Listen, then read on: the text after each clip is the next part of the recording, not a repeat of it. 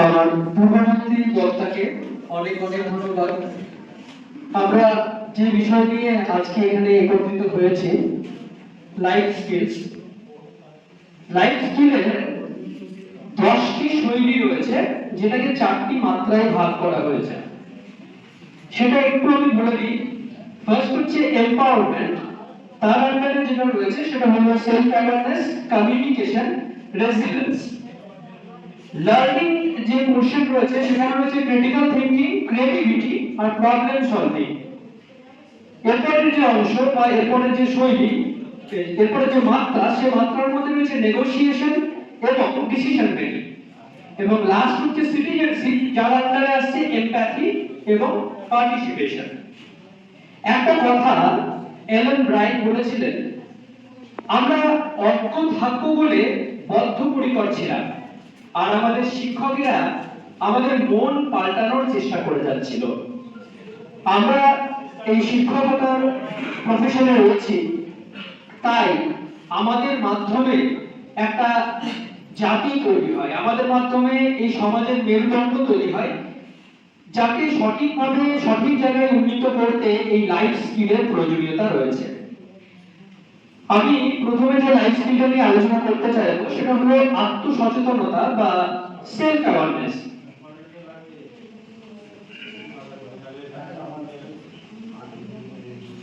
Self awareness মানে আত্মসচেতন হওয়া। আত্মসচেতন মানে নিজের ব্যাপারে জানা। হু অ্যাম আই, এই কোশ্চেনটা যদি আমাদের সংস্কৃতিকে আমরা যদি ধারণ করি, তাহলে এই হু অ্যাম আই কোশ্চেনটা আমাদের মাথায় সবার আগে আসা উচিত। আমরা এই পৃথিবীর অন্তর্গত, আবার এই পৃথিবীর অন্তর্গত হয়েও আমরা কিন্তু শুধুমাত্র রক্ত মানুষের মানুষ নয়। হু অ্যাম আই এর অ্যানসার আমাদের উপনিষদের আছে, যে অহং ব্রহ্মাস্মি বা ধরুন অয়ং আত্মা ব্রহ্ম, এরকম অনেক শব্দবন্ধ কিন্তু আমাদের মধ্যে রয়েছে। নিজেকে জানার যে সবথেকে বড় জায়গা সেটা হলো আমরা নিজে, এবং নিজেরা যদি নিজেকে জানতে পারি তাহলে কিন্তু বাচ্চাদেরকে আমরা আত্মসচেতন করে তুলতে পারবো। বাচ্চাদের জন্য আমরা কিভাবে তাদের আত্মসচেতন করবো, এটা দিকে একটু নজর দেওয়া যাক। ধরুন বাচ্চাকে আপনি আত্মসচেতন করতে চাইছেন, তাহলে প্রথমেই যেটা তাদের সামনে নিয়ে আসতে হবে যে তারা কে। আপনি তাকে অপশন দিতে পারেন, আই অ্যাম, তারপরে একটা ড্যাশ ধরুন, মানে আমি কে। সে বলতে পারে আই অ্যাম গুড, সেটাও বলতে পারে যে আমি ভালো, সে একটা অন্য মানে বার করলো। সে হয়তো অন্য কিছু, সে তার নাম বললো, আই অ্যাম মানে তার নাম। আত্মজিজ্ঞাসার জায়গাটা এখানেই তৈরি হবে যে নিজেকে নিয়ে যে এতগুলো আলাদা আলাদা বিষয় রয়েছে যেটা নিজেকে ব্যাখ্যা করা যায়, ডিফাইন করা যায়, এটাই কিন্তু আত্ম অনুসন্ধান বা আত্মসচেতনতার জন্ম দেয়। আত্ম সচেতনতা এই বিষয়ে বলতে গেলে দুটো পার্ট আমি বলবো। একটা হচ্ছে 3E আর 3Me। 3E মানে যে জিনিসটা এর মাধ্যমে উঠে আসবে। 3E মানে প্রথম ই থেকে আসে এক্সেল। এক্সেল মানে উৎকৃষ্টতর হওয়া। সেকেন্ড যে ই রয়েছে, সেই এর মধ্যে রয়েছে এক্সাইট, মানে উদ্দীপ্ত হওয়া বা উত্তেজিত হওয়া। থার্ড ই কে যেটা হয় সেটা হচ্ছে এনজয়। এই তিনটের কম্বিনেশন যদি আপনি করেন তাহলে সেটাই হলো সেলফ অ্যাওয়ারনেস। এরপরে যে বিষয়টা আলোচনা করা যায় সেটা হচ্ছে 3Me, যে নিয়ের কথা বললাম, আমি কে। এটা জানার জন্য তিনটে পার্টে আমি কে মানে নিজেকে ডিফাইন করতে পারি। একটা হচ্ছে এক্সটার্নাল মি, একটা হচ্ছে সোশ্যাল মি, আর একটা হচ্ছে ইনার মি। এক্সটার্নাল মি মানে বাহ্যিক যেটা, যেমন ধরুন বয়স, তার জেন্ডার কি, তার অ্যাপিয়ারেন্স কি রকম, এটাকে আমরা এক্সটার্নাল দিকে ধরতে পারি। সোশ্যালের মধ্যে কি, সে কোন স্কুলে পড়ে, কোন কান্ট্রিতে রয়েছে, মানে কোন দেশে রয়েছে, কোন ফ্যামিলিতে সে বিলং করছে, সেটা কিন্তু সোশ্যাল মিডিয়ার মধ্যে পড়ে। থার্ড যেটা হচ্ছে সেটা হচ্ছে ইনার মি, মানে কি কোয়ালিটি রয়েছে আমার মধ্যে, কি ট্যালেন্ট রয়েছে আমার মধ্যে, এই সমস্ত কিছুকে এনহ্যান্স করার জন্যই কিন্তু সেলফ অ্যাওয়ারনেস নিয়ে আলোচনার প্রয়োজনীয়তা। আপনারা বাচ্চাদের বলতে পারেন যে নিজের বিষয়ে কিছু লেখো, যেটা আমরা অনেক স্কুলেই করা হয়। আমার মনে হয় আমি আমাকে দিয়ে বিচার করতে পারি। আমাদের স্কুলে আমরা যেমন শনিবার বা কোনো সময় বাচ্চাদের কিছু ছোট ছোট জিনিস লিখতে দিই, যে তুমি লেখো 5টা শব্দ দিয়ে হয়তো একটা কিছু লিখলে নিজেকে নিয়ে, 5টা শব্দ দিয়ে ডিফাইন করলে, বা 5টা লাইন, 6টা লাইন, যেমন বাচ্চা সেরকম করেছিলাম। তো নিজেকে জানার জন্য নিজেকে নিয়ে লেখা, আলোচনা হওয়ার প্রয়োজনীয়তা রয়েছে। একটা জিনিস জিনিস আপনারা করতে পারেন যে আপনি বলবেন যে দুটো আপনার পছন্দের জিনিস, দুটো অপছন্দের জিনিস, এই দুটো স্ট্রেংথ যেটা আমি নিজে মনে করছি যে আমার মধ্যে স্ট্রেংথটা রয়েছে সেটা আমি লিখবো। একটা ছোট এক্সাম্পল দিই, সেই এক্সাম্পল আমার মনে হয় কাজে লাগালে এই ব্যাপারটা তাদের মধ্যে আরো সহজে ফুটে উঠবে। একটা আপনি A4 পেজ নিলেন, তাতে শিক্ষার্থীদের নিজেদের বিষয়ে 5টা লাইন লিখতে বললেন, যে 5টা ইতিবাচক পয়েন্ট তারা লিখবে এবং লিখে তার জামার পিছনে আটকে দিলেন। এবার সে কি করবে, সে বাকি তার যে বন্ধু বান্ধব তাদের কাছে কাছে যাবে, সবাই তার সেই স্কিলগুলো করবে যে তার কি কি আছে তার মধ্যে, এবং তারপরে সেটা নিয়ে আলোচনা করবে। অন্তত সেই গুণাবলীগুলি, এক একটি বাচ্চার গুণাবলী 5 জন করে পড়ুন। এতে কি হবে, আমরা নিজের বিষয়ে যেটা কখনো ভাবি না, কারণ নিজেকে জানাটা সবথেকে বেশি গুরুত্বপূর্ণ। আমি যতক্ষণ না নিজেকে জানতে পারছি, নিজের ভিতরে যেতে পারছি, ততক্ষণ বাইরের কাউকে জানাটা খুব কঠিন। সেই জন্য সেই অভ্যাসটা যদি একদম ছোট বয়স থেকে, একদম বাচ্চা বয়স বলা যায় যেটাকে, সেখান থেকে যদি তাদেরকে অভ্যাস করাতে পারি বা সেটা শুরু করতে পারি, আমার মনে হয় আত্মসচেতনতার মূল পাঠ যেটা বা মূল বিষয় যেটা, সেখানে এটা ফুলফিল করা সম্ভব হবে। এবার একটু স্লাইডটা দেখুন। দেখুন এখানে একটা কোশ্চেন রয়েছে, what does self awareness mean to you. আমি এটা আলোচনা করলাম। What behaviours indicate high self awareness. এই ব্যাপারে কি কারণ কোনো কিছু বলার আছে? প্রথম প্রশ্নটা হলো সেলফ অ্যাওয়ারনেস বলতে কি বোঝেন, মানে কি কি বলতে পারেন? একজন হাত তুললেই হবে। সেলফ অ্যাওয়ারনেস বিষয়ে যদি কারো কোনো বক্তব্য থাকে আপনাদের মধ্যে যদি কেউ বলেন। ওই যে কোশ্চেনটা ফায়ার করব, কোশ্চেনটা হচ্ছে এই যে সেলফ অ্যাওয়ারনেস, এটার মানে কি, এটা কি বোঝাতে চাইছে এর মাধ্যমে? প্রথম প্রশ্নটা যেটা রয়েছে তো ভাবিনি, মনে হচ্ছে সেলফ অ্যাওয়ারনেস কথাটা মানেটা হবে বাচ্চারা নিজেদেরকে বুঝবে, সেটা তো আপনি বলেই দিলেন ভালো করে ব্যাপারটা। আর বিভিন্ন ব্যাপারে আমাদের স্কুলে অ্যাওয়ার্ড থাকার ব্যাপার থাকে, মানে সচেতন। হ্যাঁ, হঠাৎ করে যে হনুমান লাফিয়ে চলে আসছে, তখন কি করবে? সে বাচ্চাগুলো হুড়মুড় করে বাইরে বেরিয়ে চলে আসছে, সেই মুহূর্তে সেই পরিস্থিতিতে কি করবে? সে বাইরে বেরিয়ে না আসা।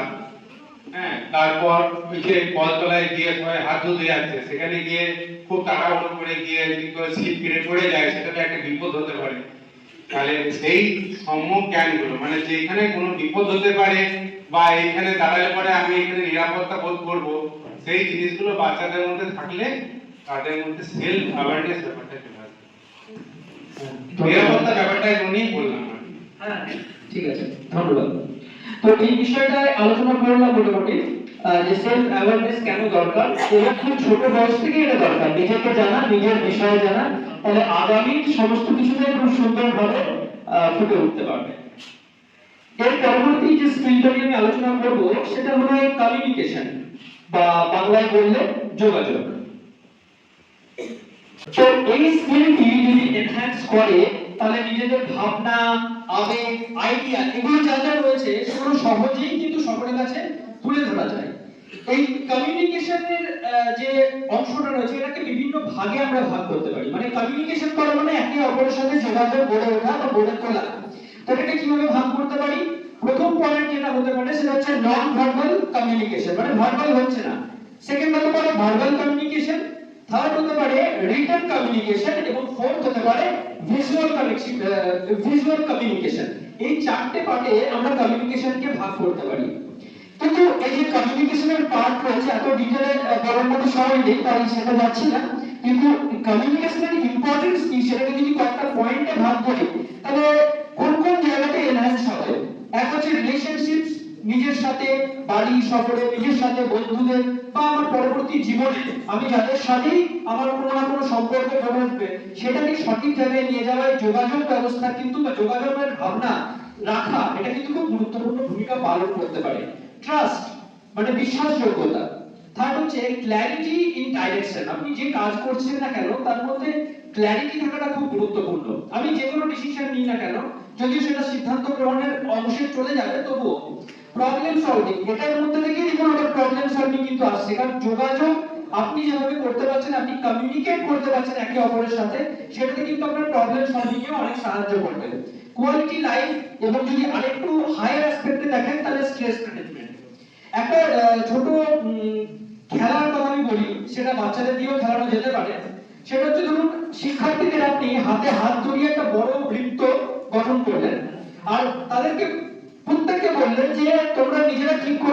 তোমাদের একটা গন্তব্য, তোমার যে কোনো সামনে যে কোনো জায়গায় তোমার গন্তব্য হবে।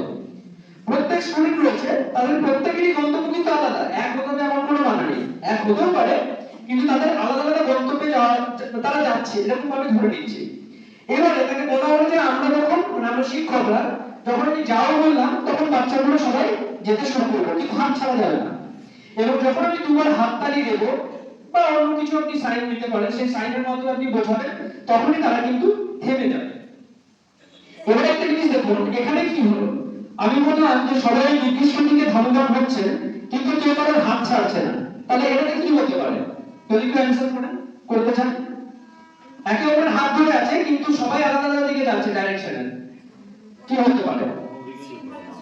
মানে তাদের মধ্যে যে একটা দলগত মানসিকতা, যে একসঙ্গে পথ চলবো, একসাথে থাকবো, সেই মানসিকতাটা তাদের মধ্যে দৃঢ়বদ্ধ হয়। আর কেউ কিছু কি বলে? আচ্ছা মাইক নিয়ে আছে, মাইক নিয়ে বললে সবাই শুনতে পাবে, ভালো হবে। হাত ধরে থাকা অবস্থায় যদি সবাই আলাদা আলাদা দিকে যায় তাহলে শৃঙ্খলটা ভেঙে যাবে। হ্যাঁ, সেটা একটা পয়েন্ট। আমি যে মেন পয়েন্ট যেটা আমরা বলছিলাম এটা, সেটা হলো এটাই যে ধরুন আপনি বাচ্চাদেরকে সবাইকে বললেন যে তার সে যে পয়েন্টটাতে যেতে যাচ্ছে সেখানে সে যাচ্ছে। এবার যার ক্ষমতা বেশি সে কিন্তু টেনে বাকিটা নিয়ে ওপরে চলে যাবে। এটা কিন্তু সব, এটা তো মানে লাস্ট এটাই হবে।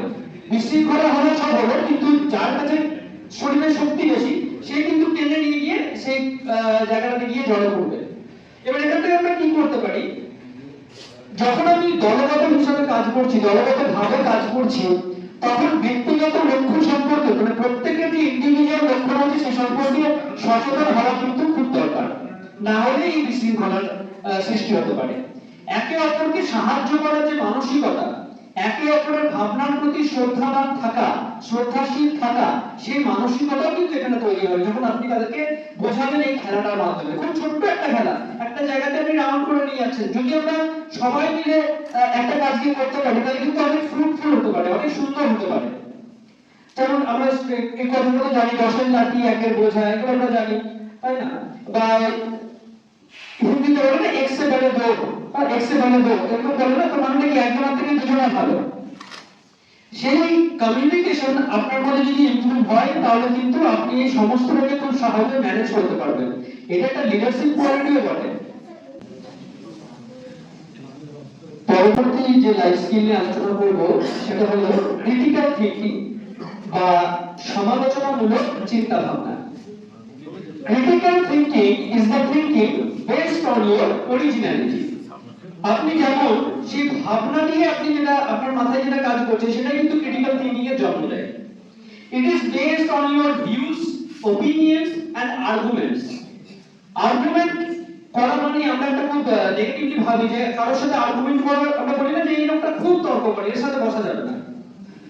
এইখানেই যে বিষয়টা উঠে আসবে সেটা হলো বায়াস বলে একটা টার্ম, এবং তার থেকে যেটা উঠে আসবে সেটা হচ্ছে কনফার্মেশন বায়াস। তো এই ক্রিটিক্যাল থিংকিং আর কনফার্মেশন বায়াস ব্যাপারটা কি আমি একটু আলোচনা করার চেষ্টা করি। কনফার্মেশন বায়াস মানে হচ্ছে আমি একটা কিছু বিশ্বাস করলাম, এবং আমি যেটা বিশ্বাস করলাম সেটাকেই আমি মেনে নিলাম যে এটাই ঠিক, এর বাইরে কিছু হতে পারে না। এটা হচ্ছে কনফার্মেশন বায়াস। শুধুমাত্র আমি সেটা ঠিক মেনেই নিলাম না, তাকে প্রুফ করার জন্য যত রকমের জাস্টিফিকেশন দরকার আমি সমস্ত জাস্টিফিকেশন জোগাড় করব, আর আমার বিপরীতে যে বলবে কিছু, আমি মনে করবো সে কিছু জানে না, সে বোকা, ওই জন্য বোকার মতো আমাকে কথা বলছে। একটা ছোট এক্সাম্পল দিচ্ছি, যেটা মানে বহু জায়গাতে, বহু বড় বড় ইউনিভার্সিটিতেও এমনকি বা বড় বড় কর্পোরেটেও কিন্তু এই কনফার্মেশন বায়াস যাতে না থাকে সেটা চেষ্টা করা হয়। যেমন ধরুন আপনার মনে হলো যে আপনি দুধ খেতে ভালোবাসেন, আপনার একটা আগে থেকে ভাবনা আছে যে দুধ খাওয়া স্বাস্থ্যের জন্য খুব উপকারী। আপনি গুগলে সার্চ করছেন, কি সার্চ করছেন যে হ্যাবিট, এরকম ভাবে আপনি যদি মিল্কে সার্চ করেন তাহলে আপনি কি পাবেন, দুধের গুড হ্যাবিট সম্পর্কে যদি আপনি জানতে চান সার্চ করার মাধ্যমে, তাহলে আপনি কিন্তু শুধুমাত্র good health habits of milk পাবেন। বা আপনি দুধ পছন্দ করেন না, অপছন্দ করেন, তাহলে আপনি কি লিখবেন, why is milk bad for health, মানে কেন শরীরের জন্য দুধ খারাপ। কিন্তু আপনার প্রশ্নটা এটা হতে পারতো যে milk good or bad for our health, এটা কোশ্চেন না করে আপনি কিন্তু একটা পার্টিকুলার বায়াসনেস আপনার মধ্যে কাজ করছে। এটা খুব সমস্যা হলো যে কোনো কাজের ক্ষেত্রে থিঙ্ক করার জন্য আমরা একটা বায়াস হতে পারি না। আজকে আপনি আমি যদিও এটা পলিটিক্যাল জায়গা না, তবু দেখবেন পলিটিক্যালি আমরা অনেকে অনেক রকম দিকে ইনক্লাইন থাকি অনেক সময়। তা আমরা তার বাইরে ভাবতে পারি না, আমরা ভাবি যেটা আমি ভাবছি সেটাই সর্বোপরি এবং সেটাই শেষ। ক্রিটিক্যাল থিঙ্কিং মানে আপনাকে ভাবতে বাধ্য করবে, সেটা হচ্ছে ক্রিটিক্যাল থিঙ্কিং বা সমালোচনামূলক চিন্তা ভাবনা, এবং সেটা যদি না থাকে তাহলে আমাদের গ্রোথ হওয়া কিন্তু কোনোভাবেই সম্ভব নয়। কিভাবে আপনি ডেভেলপ করবেন যে ক্রিটিক্যাল থিঙ্কিং এর যে ব্যাপারটা আপনার মধ্যে ডেভেলপ হবে কি করে? কয়েকটা পয়েন্ট আছে। এক হচ্ছে প্রশ্ন করতে হবে, ask questions, why, when, whom। আপনি যে কোনো প্রশ্ন করুন, প্রশ্ন করার অভ্যাসটা কিন্তু খুব প্রয়োজনীয়। টেক পার্ট ইন ডিসকাশনস, মানে আপনি যে বিভিন্ন ডিসকাশন হচ্ছে সেখানে আপনি নিজে অংশগ্রহণ করুন, যে বাকিরা বলছে আমি তো শুনে চলে এলাম সেটা নয়। Don't go with the flow, মানে ফ্লো যেটা চলছে সেটাকেই চলতে দিলাম, এটা কিন্তু সঠিক জিনিস নয়। থার্ড হচ্ছে যেটা active learning based on examples, stories আর এক্সপেরিমেন্টস। এর মাধ্যমে যদি আমরা শিক্ষা বা অন্যান্য সমস্ত ক্ষেত্রে চেষ্টা করি, ক্রিটিক্যাল থিঙ্কিং এর যে ভাবনাটা সেটা কিন্তু বাচ্চার মধ্যে অনেক বেশি গ্রো করবে। আমি দুধের এক্সাম্পলটা দিলাম, এবারে আরো কিছু এক্সাম্পল দেওয়া যেতে পারে। হ্যাঁ, এখানে একটা সিচুয়েশন আছে। একটা সিচুয়েশন যখন আপনারা দেখতে পাচ্ছেন যে মোবাইল ফোন স্কুলে অ্যালাউ করার কথা বলা হচ্ছে, তো মোবাইল ফোন টিফিন টাইমে বাচ্চাদের হাতে মোবাইল ফোনটা দেওয়া হলো। এবার এখানে দুটো কোশ্চেন অ্যারাইজ করতে পারে। একটা হচ্ছে দেখুন প্রথমেই যেটা রয়েছে এর পরে যে ব্রেকস যখন হবে, মানে যখন আপনি দুপুরে খাবার খাওয়ার জন্য বাচ্চাদের লাঞ্চ ব্রেক দিচ্ছেন, তখন তাকে মোবাইল দেওয়াটা কি ভালো? সেকেন্ড পার্ট রয়েছে এগেইনস্টে, যে কি খারাপ এখানে ঘটতে পারে যদি মোবাইল এভাবে পারমিট করে দেওয়া হয় স্কুলে। তো এই যে দুটো চিন্তা ভাবনা, দুটো ভাবনার মধ্যে যে লড়াই, এটা খুব দরকার, এটাই ক্রিটিক্যাল থিঙ্কিং। আপনাকে ভাবতে বাধ্য করছে একটা বিষয়ের উপরে, এবং আপনি কি মাইন্ডলি ভাবছেন যে কি ভালো কি খারাপ, এইটা খুব ইম্পর্টেন্ট। কিন্তু আমি যদি এই বায়াসনেসের সাথে এটা দেখি যে মোবাইল ফোন তো খুবই খারাপ, অনেকে যেমন আমরা মোবাইল ফোনটা পুরোপুরি খারাপ, তা কিন্তু নয়। মোবাইল ফোনের অনেক খারাপ দিক আছে, ভালো দিক আছে, কিন্তু ভালো দিকগুলো কিভাবে আমরা বাচ্চাদের মধ্যে সেটাকে তাদেরকে শেখাবো, কিভাবে সেটাকে ইউজফুল হবে তাদের জন্য, সেটা বোঝানোটাই কিন্তু আমাদের কাজ শিক্ষক হিসেবে, এবং তার জন্যই এই ক্রিটিক্যাল থিঙ্কিং এর প্রয়োজনীয়তা রয়েছে। আরেকটা एग्जांपल আছে, সিচুয়েশন বেসড অ্যানালিসিস আছে। হ্যাঁ, দেখুন আমরা প্রজেক্টস করি অনেক সময়, গ্রুপ প্রজেক্টস হয় অনেক রকমের। এখানে দেওয়া হয়েছে যেটা দেখুন যে গ্রুপ প্রজেক্ট করা হবে এরকম একটা সিদ্ধান্ত নেওয়া হয়েছে, কিন্তু এখানে দুটো কোশ্চেন অ্যারাইজ করছে কি, what are the advantages of doing group projects for students. এটা ক্রিটিক্যালি আমি ভাবছি যে এটার কি অ্যাডভান্টেজ রয়েছে, সবাই মিলে প্রজেক্ট করলে কি কিছু লাভ আছে? কিন্তু তারপরেই আবার কোশ্চেন আসবে যে ইন্ডিভিজুয়াল অ্যাসাইনমেন্টস যদি দেওয়া হয় তাহলে সেটা কি আরো বেশি ইফেক্টিভ হতে পারে? এক একজনের ক্ষেত্রে ইন্ডিভিজুয়ালটা কি আরো বেশি ইফেক্টিভ, নাকি সবাই একসাথে করলে সে কাজটা আরো ভালো হতে পারে? তো এই কোশ্চেনের কিন্তু আরো অনেক কোশ্চেন, একটার পর একটা কোশ্চেন বলা যেতে পারে। আমার মানে মূল বলার বিষয় যেটা সেটা হচ্ছে ক্রিটিক্যালি অ্যানালাইজ করার প্রয়োজনীয়তা রয়েছে। যে কোনো ডিসিশন নেওয়ার আগে যে কোনো ক্ষেত্রে ক্রিটিক্যালি অ্যানালাইজ করার পাওয়ার আপনি বাচ্চাদের মধ্যে তখনই নিয়ে আসতে পারবেন যখন তাদের ভাবতে বাধ্য করবেন। ভাবতে বাধ্য করাটা কিন্তু খুব গুরুত্বপূর্ণ, এবং এখান থেকে এখানেই শেষ হচ্ছে আমার ক্রিটিক্যাল থিঙ্কিং অংশটা। এরপরের টপিক ক্রিয়েটিভিটি, সৃজনশীলতা। আমরা একটা গান সবাই শুনেছি, আজি নূতন রতনে ভূষণে যতনে প্রকৃতির সতীরে সাজিয়ে দাও। প্রকৃতিকে সাজিয়ে দেওয়ার কথা এখানে রয়েছে। এই ভাবনাটাও একজন কবির মাথায় এসেছে তার সৃজনশীল চিন্তার দ্বারাই। তো সৃজনশীল চিন্তা বা সৃজনশীলতা এমন একটা অংশ যেটা মানুষের এবং একজন ছাত্র বিশেষত সার্বিক উন্নতি সাধনের অত্যন্ত গুরুত্বপূর্ণ। কেন এই সৃজনশীলতা এত গুরুত্বপূর্ণ আমি খুব সহজে বলবো, কারণ আর সময় খুব একটা নেই। সেটা হলো গণ্ডির বাইরে চিন্তা করতে শেখায়। সৃজনশীল আপনি যখন হবেন আপনার গণ্ডির বাইরে, যখন আপনি দেখুন যারা ছবি আঁকে তাদের সবসময় আপনি একটাই ছবি আঁকতে দিচ্ছেন, সেটাই আঁকছে তা কিন্তু না, সেটা ভাবনার বাইরে বিস্তার করছে। আপনি বড় বড় পেন্টারের ছবি দেখুন, আপনি একটা ডাইমেনশনে সেটাকে দেখছেন, আমি একটা ডাইমেনশনে একটা দেখছি, অন্যজন যখন দেখছেন তার মধ্যে সেই ছবির মধ্যে অন্য কিছু ফুটে উঠছে। এই যে আলাদা আলাদা ভাবে ভাবার একটা জায়গা তৈরি করছে, সেটা কিন্তু সৃজনশীলতার অন্যতম বৈশিষ্ট্য। কল্প জগতের বিনির্মাণ করা, এটাও কিন্তু সৃজনশীল মানসিকতার একটা খুব বড় দিক। বাচ্চাদের আপনি সৃজনশীল করতে পারেন, শুধু এটা নয় যে আজকে তারা ছবি আঁকবেন, আমি আজকে একটু কাজ করছি, ওনারা কি করবে একটু বাচ্চাদের বলি ধরুন যে সবাই মিলে ছবি আঁকা, তাহলে আমার সময়টা কেটে যাবে, এটা কিন্তু সৃজনশীলতা নয়। তাকে জাস্ট আমি ছবি আঁকতে দিয়ে দিলাম, এটা কিন্তু সৃজনশীলতা নয়।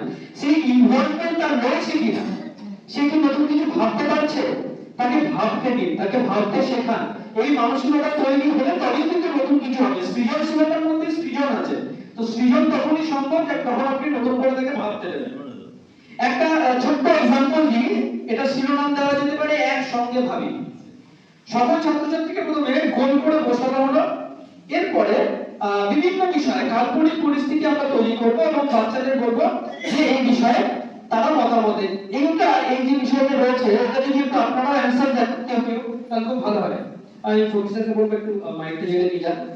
তো ধরুন প্রথম একটা আমি বিষয় দেখছি, সেটা হচ্ছে আমার কাছে যদি একটু জাদু প্রদীপ থাকতো, আমার কাছে যদি একটু জাদু প্রদীপ থাকতো, আলাদিনের জিন ওই যে প্রদীপটা বসলে জিন দেবে, যদি আমার কাছে থাকতো তাহলে আমি কি করতাম? আপনাদের মধ্যে যদি কেউ অ্যান্সার দেন, মানে যদি ভাবেন যে একটা আপনি বসে আছেন ক্লাসে, তো সেভাবে আপনি যদি অ্যান্সার দেন, কেউ দিতে পারেন। আমি ওই জাদুর প্রদীপ নিয়ে যেখানে ধরুন অন্যায় অবিচার হচ্ছে, সেই অন্যায় অবিচার গুলো ধরুন কিভাবে কমানো যায় বা কতটা ওই অন্যায় অবিচার থেকে সততার পথে মানুষকে নিয়ে যাওয়া যায়, ওটাই চেষ্টা করব। ধন্যবাদ। তারপর ভালো হতো এরকম একটা প্রদীপ থাকে। একজন শিক্ষক হিসাবে এরকম প্রদীপ যদি সত্যি পাওয়া যায়, তাহলে শিক্ষার্থী আর শিক্ষার উন্নতির জন্য কিছু ভাবতাম, যাতে কিছু করা যায়। কারণ সমাজ দাঁড়িয়ে আছে শিক্ষার উপর। যদি শিক্ষাটাকে ঠিকভাবে ছড়িয়ে দিতে পারি এই প্রদীপের মাধ্যমে, তাহলে আগামী দিনে আর অন্য কিছু চাওয়ার দরকার হবে না। তাই শিক্ষাটা বেশি, শিক্ষকদের কাছে এটাই গুরু দায়িত্ব। বাচ্চাদের কাছে কিন্তু শিক্ষকরা একটা প্রদীপ। খুব সুন্দর এরকমই আরো আপনারা একটু আলাদা কনটেক্সটে আলোচনা করা যায়। যেমন যদি বাচ্চাদের আপনি বললেন যদি তোমার ডানা থাকতো তাহলে তুমি কি করবে? অনেকের মধ্যে একটা কনসেপ্ট আছে যে বাচ্চাদেরকে এইসব আজগুবি গল্প করানোর কোনো দরকার নেই, কিন্তু ব্যাপারটা একেবারেই উল্টো। বাচ্চাদের আপনি আজগুবি গল্প শোনান, কারণ তাকে ভাবতে দিন। ভুল ভাবার ব্যাপার নেই, তারা ভাবছে, নতুন করে কিছু একটা উদ্ভাবন করছে, সে ভাবছে, সে স্বপ্ন দেখছে ভোরবেলায় যে আমার ডানা হয়েছে, আমি উড়ে উড়ে যাচ্ছি। এই যে কল্প জগতে তাকে আপনি বিচরণ করতে দিচ্ছেন, এতে কিন্তু তার বৌদ্ধিক বিকাশ হবে। এরকম আরো অনেক টপিক আছে। আমার যদি ডানা থাকতে হতে পারে, আমার যদি মাথার পিছনে একটা চোখ থাকতো, আমার যদি ক্রিয়ানয়ন হতো, মানে যেগুলো আমরা বিভিন্ন সময় বিভিন্ন কল্প কাহিনী বা বিভিন্ন জায়গাতে শুনেছি, সেই বিষয়গুলোই আপনি বাচ্চাদের কাছে একটা তুলে ধরুন। দেখুন ক্রিয়েটিভিটি জায়গাটা নিজে থেকে বেরিয়ে আসবে, কিভাবে কি করতে হয় ওরাই করে দেবে। আমাদের আলাদা করে তাদের চাপিয়ে দিতে হবে না যে আমার কাজের দরকার হলে আমি বললাম বাইক মেরে লেখো, সে ভয় হয়তো বসে বসে ছবি আঁকছে, তাদের বিন্দুমাত্র ইচ্ছা নেই, তাহলে তো অন্য কিছু করার ইচ্ছা ছিল। এই ক্রিয়েটিভিটিকে তৈরি করা কিন্তু খুব মানে তার এই যে বিষয়টা তাদের মধ্যে ছড়িয়ে দেওয়াটা কিন্তু খুব ইম্পর্টেন্ট। প্লাস প্রত্যেকটা স্টুডেন্টের কিন্তু আলাদা আলাদা বিষয়ে তার দক্ষতা থাকতে পারে, সেই দক্ষতাটা কিন্তু তখন আপনি বুঝতে পারবেন যে এই ছেলেটি এই বিষয়ে হয়তো অত্যন্ত দক্ষ। এরপরে যে বিষয় সেটা হচ্ছে পার্টিসিপেশন। হ্যাঁ, পার্টিসিপেশন বিষয়টা একটু আলোচনা করবো। পার্টিসিপেশন মানে হচ্ছে অংশগ্রহণ। একটা লাইন দিয়ে শুরু করি। এডওয়ার্ড ডেভিং একটা কথা বলেছিলেন, in god we trust, all others must be data. মানে আমরা ভগবানে বিশ্বাস করি, কিন্তু বাকিদের কিন্তু ডেটা নিয়ে আসতে হবে, তবেই আমরা বিশ্বাস করবো। মানে বাকি সমস্ত বিষয় আমাদের বিশ্বাসের মধ্যে পড়ে না, মানে সেটাকে আমাদের প্রমাণ করতে হবে। তো এই কথাটা কেন বললাম, কারণ হচ্ছে প্রশ্ন করতে পারা এবং প্রশ্নের উত্তর দেওয়া এটা কিন্তু খুব গুরুত্বপূর্ণ। আমি এটাতে শুধু ছোট্ট একটা ছোট খেলা, সেই খেলাটার কথা আমি বলিনি, তারপর উদ্দেশ্যটা নিয়ে আলোচনা করছি। যেমন সাপলুডো খেলা হয় না, সেরকম সাপলুডোরই একটা খেলা। 1 থেকে 100 অব্দি আপনি ঘর কেটেছেন, ঘর রেখেছেন, এবং প্রত্যেকটা ঘরের মধ্যেই ইতিবাচক, প্রত্যেকটা ঘরের মধ্যে একই বিবৃতি থাকবে না, কোনো মধ্যে ইতিবাচক বিবৃতি থাকবে, কোনো রাতে নেতিবাচক বিবৃতি আপনি কাগজে করে লিখে ওর মধ্যে রেখেছেন। এবারে ইতিবাচক যে বার্তাগুলো সেটা হচ্ছে সিঁড়ি ব্যবহার করা যায়। সিঁড়িতে করে আমরা সাপগুলো খেলাতে হয় যে কিছু পড়লে সেটা সিঁড়িতে উঠলো, আর যদি সাপের মুখে যায় তাহলে কি হবে, নিচে আবার চলে আসে। প্রথমে এই যেমন করে খেলা হচ্ছে সেরকম করে যেমন করে আপনি দান সাপ মোড়ে দেওয়া হয় সেভাবে দান দেওয়া হচ্ছে এবং খেলাটা শুরু হলো। এবার যে মুহূর্তে ধরুন সিঁড়িতে এলো, সিঁড়িতে এসে উঠলো, সেখানে একটি চিরকুট আছে, সেই চিরকুটটি সে খুলবে, খুলে পরে সেটাকে জোরে জোরে পড়বে এবং সমস্ত বাচ্চারা রয়েছে যারা, তারা কিন্তু তাদের সাথে এটা পড়বে। একটা এক্সাম্পল দিই, যেমন ধরুন মেয়েদের শিক্ষার সমান সুযোগ দেওয়া দরকার, এটা একটা পজিটিভ সাইন। তো আমি পজিটিভ জায়গাতে এই পার্টটাকে রেখে দিলাম, মেয়েদের শিক্ষার সমান সুযোগ দেওয়া দরকার।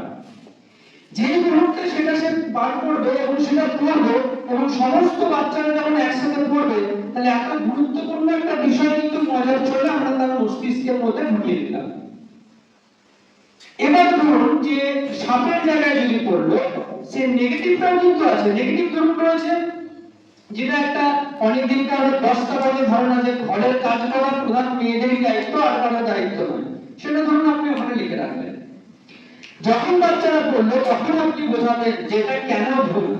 এই কথাটা যে একটা ভয়ঙ্কর নেগেটিভ কথা, এটা বাচ্চা যখন বুঝবে তখন সে বুঝবে যে না এটা খারাপ।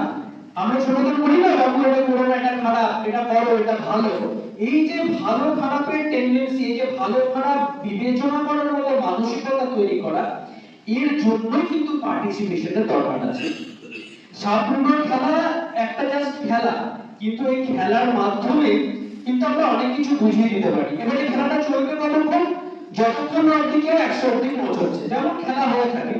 এর জন্য দুটো টিমে আমরা ভাগ করতে পারি, একাধিক টিমেও ভাগ করতে পারি, কিন্তু খেলাটা চলবে এই নীতিতেই। এর মধ্যে কি হলো, এর মধ্যে ছেলে এবং মেয়েদের মধ্যে যে বৈষম্য ভাবনা বিভিন্ন জায়গায় আছে, সেই বৈষম্যটা নিয়ে কিন্তু একটা আলোচনা হলো। বাচ্চাদের মাথার মধ্যে ঢুকলো যে না এরকম বৈষম্য বলে কিছু হয় না, আমরা সবাই সমান, আমরা শারীরিক ভাবে আমাদের মধ্যে কিছু পার্থক্য হয়তো আছে, এটা এখনই বাচ্চাদের বোঝানোর খুব একটা প্রয়োজনীয়তা আছে বলে মনে করি না। কিন্তু বাস্তবে কিন্তু যদি বিচার করেন শারীরিক ভাবে কোনো রকম আমাদের পার্থক্য থাকতে পারে, কিন্তু বাকি সমস্ত দিক দিয়ে কিন্তু একটা পুরুষ একটা মহিলার সমান বা একজন মহিলা একটা পুরুষের সমান, এর কোনো ভিন্নতা নেই, ভিন্ন বক্তব্য থাকতে পারে না।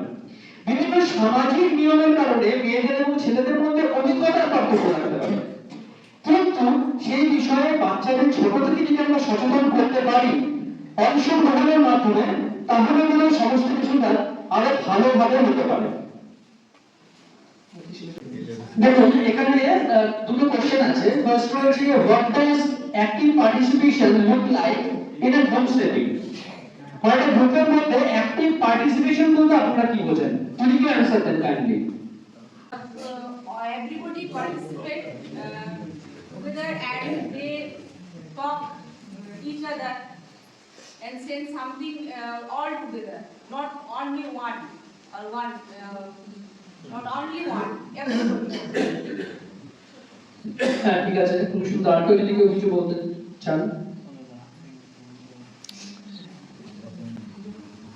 অ্যাক্টিভ পার্টিসিপেশন মানে যেটা বললাম এতক্ষণ ধরে, অংশগ্রহণ করা, মানে একদম খেলার মধ্যে অংশগ্রহণ করা। সবাইকে খেলার মধ্যে অংশগ্রহণ করতে হবে, এই সাপমুখের খেলায় বলুন বা আগের যে খেলাগুলোর কথা বললাম।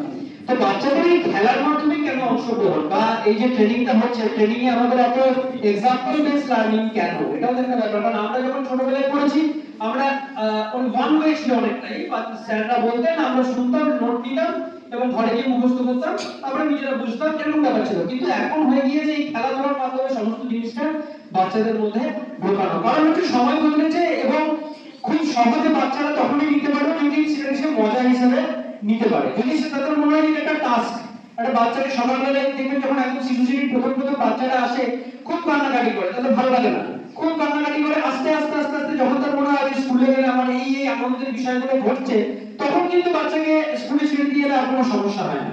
কেন? কারণ খেলাধুলা এবং অন্যান্য সমস্ত কিছু স্কুলের মধ্যে কিন্তু রয়েছে এবং তার মাধ্যমে যদি বাচ্চার মনকে গড়ে তোলা যায়। আর আগে লাঠিতে করে পিটানো হতো বলে আজও পিটানো হবে, এটা তো হতে পারে না। মধ্যযুগে অনেক কিছু হয়, তারপরে এই যুগে হয় না। তো সেই সমস্ত জিনিসটা বদলেছে এবং অ্যাক্টিভ পার্টিসিপেশনের মাধ্যমে বাচ্চাকে কিভাবে গ্রো করানো যায় এটা আমাদের উদ্দেশ্য হওয়া উচিত। আপনাদের অনেক অনেক ধন্যবাদ। আমি আমার বক্তব্য এখানে শেষ করছি, পরে প্রসিদ্ধ রয়েছে আর বেশি সময় নেই, সেই জন্য এখানে অবধি জানানোর মাধ্যমে আমি আমার বক্তব্য শেষ করলাম। নমস্কার।